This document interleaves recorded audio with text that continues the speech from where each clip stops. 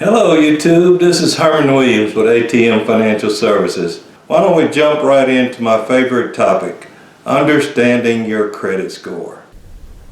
Okay, so let's talk about your credit score and how it's calculated.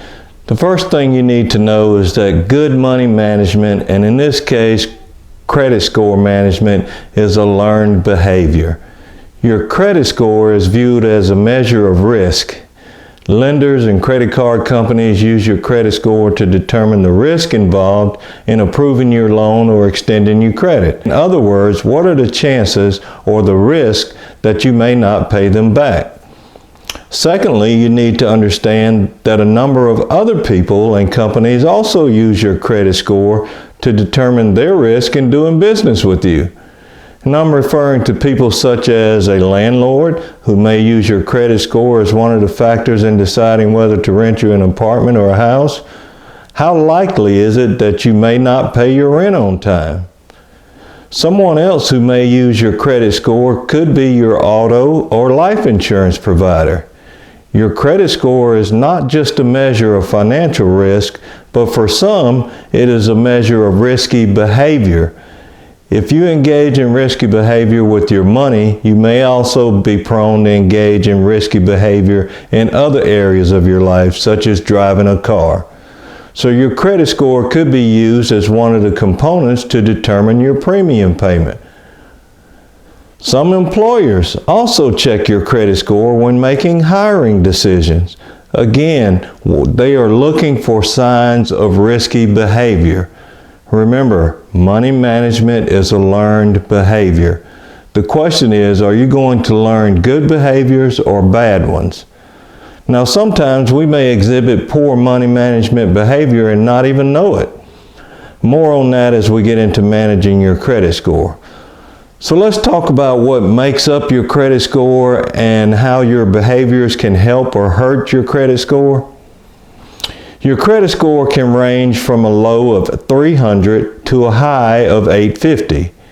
Now, I should mention here that the exact formula for calculating your credit score is a closely guarded secret. But we know enough about how your score is determined to be able to effectively manage your behavior to ensure you achieve the best score possible.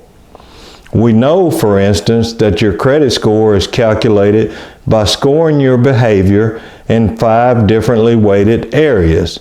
So let's break down each of those areas so you can begin to understand why your credit score may be what it is and how you can improve a score that is not where you need it to be, and also how to maintain a good score if you already have one.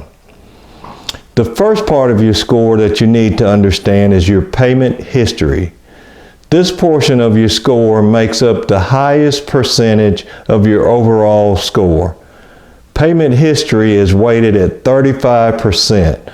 So it is very important to manage this portion of your score and demonstrate good behaviors and therefore lower risk when it comes to making your payments on time. This is the section of your credit report, if you happen to be looking at that shows if you have had any payments that are 30, 60, 90, or even 120 days late.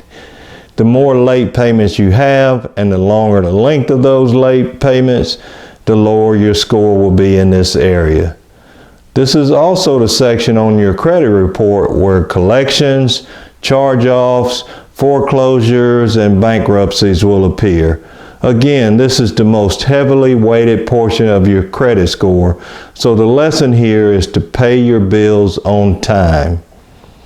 The next heavily weighted component of your credit score is debt utilization.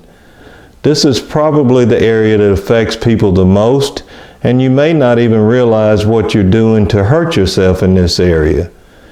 Debt utilization simply means how much of the debt or credit that is available to you are you using at any given time?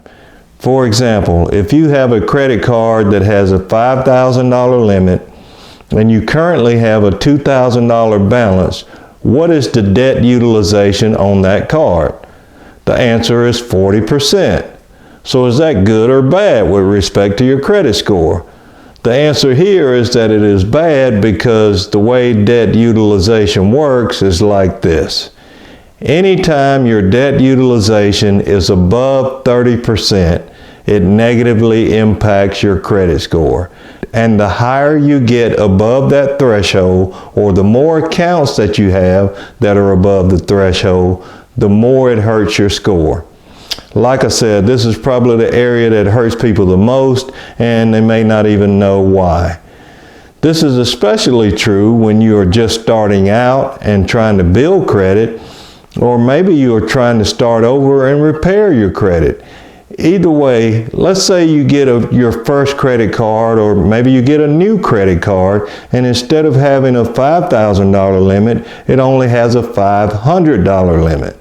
And let's say, for the sake of argument, that your average balance on that card is $200.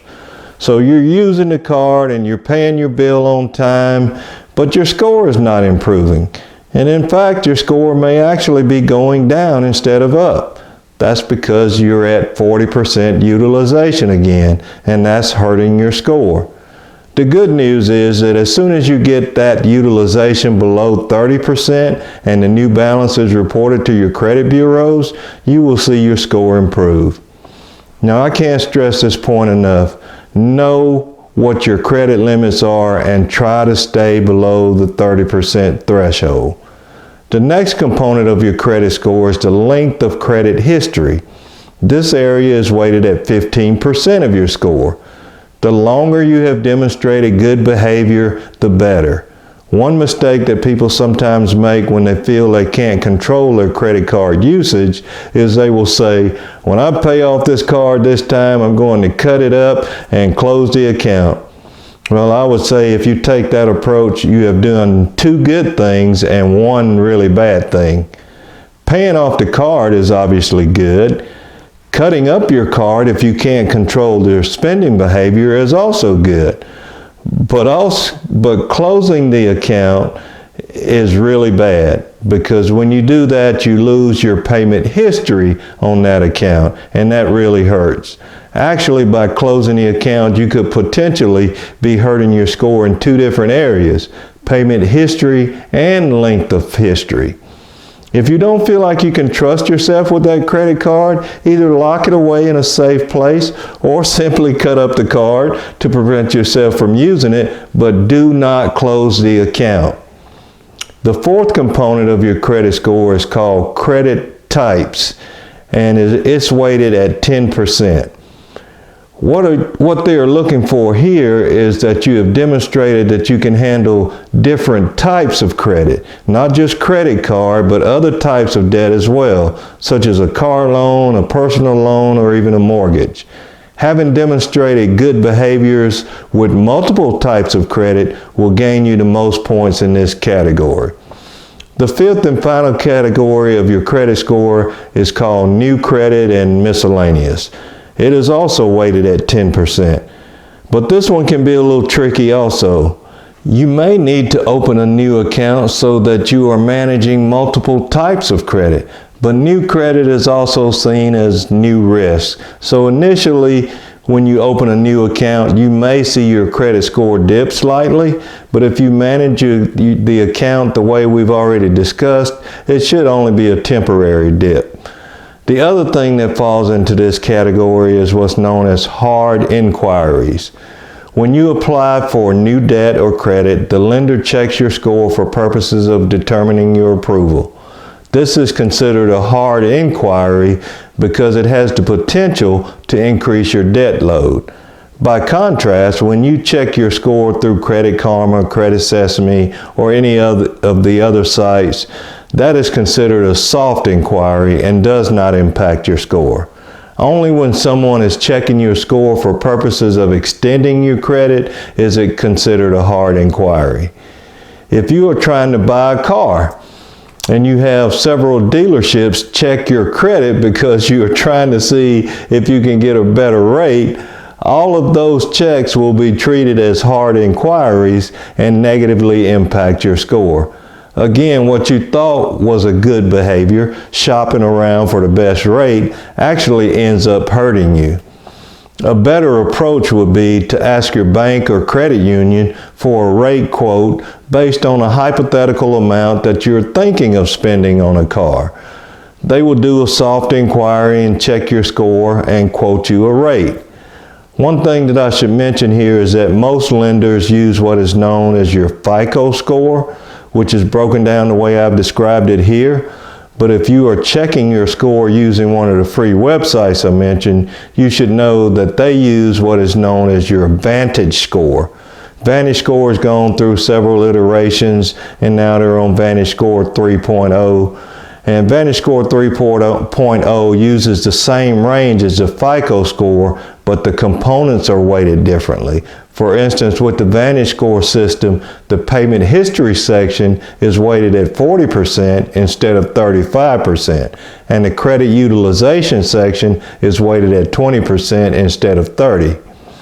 The other components are also weighted differently as well.